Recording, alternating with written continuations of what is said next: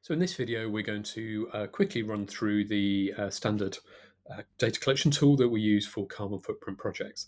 So this is optimized for the Consume carbon footprint tool, but will be applicable for any carbon footprint software you might be using in terms of collecting the key data that's required under something like the Greenhouse Gas Protocol.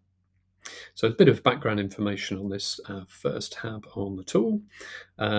We then get into the footprint summary. So this is kind of your organizational summary. So on here you record the key information related to the footprint you're calculating for your business. So the name of the organization, what your financial year is for your business, key information around the number of people perhaps employed by your business, the revenue you have, and your balance sheet value, if relevant. This can be really helpful to produce relative metrics in your footprint. So energy used per person, energy used per pound, and you can also use it to check on compliance with legislation. So then we'd record key information about the footprint year you're doing, so FY24 for this example, and the dates that means, so calendar year in this case. And then you can put in the data around each individual entity. You might have one office, you might have many. You can list them all here and obviously add more columns. It's also worth recording the number of people who work at each location, and if you've got it, the area, because that can be used to help you build some assumptions if you can't get really good data. So then we'll move on to the data summary tab. So this will be your friend. This helps you to organize potentially complex data in a really simple way and track your progress. So in this first column, we've got all of the sort of key data, the typical data we'd expect to see for businesses. There will be data here that might not apply to your business. You can also ignore those. There is, if it helps, we've got a sort of a quick summary over here that just kind of says what that really means. So natural gas, fairly self-explanatory, gas you might use for heating, what data you're going to need and the units you can use. It also, just for the record, tells us which greenhouse gas protocol scope things fit into, 1, 2, or 3.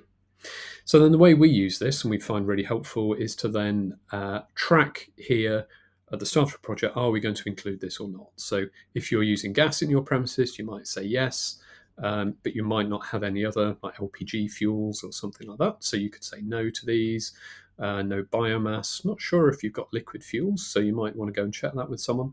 You can use this to record who that's going to be responsible for, who's going to find that data for you or who's providing it. And then this grid here, red at the moment, the idea is this moves across to green as you go through a project. So again, up to you if you use this, but this enables you to say, well, the gas data we now is coming through, so that's okay. But we've, let's say, let's pick another one in here. Let's change this one. So natural gas, we've now received that natural gas data. It's gone green. We need to do some checks to make sure it looks okay. Well, we've done those, and then so on. You can go across here and it just tracks how you're doing. And then you've got a bit of free text field here. So we've then got individual tabs that cover each of these different elements.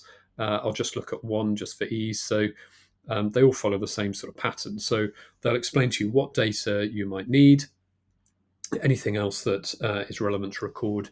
I'd really urge you to fill in this summary of your approach. So this is where you can record where you got the data from, any assumptions you made, maybe something about how good the data is or any concerns, but it just keeps you a really good record. And then you simply build up the data. So for each office, each building, you might have one figure for the year or for a quarter or monthly data. And then you'd record how many kilowatt hours in this case you'd used. Make sure you record the units, be consistent what the fuel was, and any comments. So that just repeats across the document. They are color coded.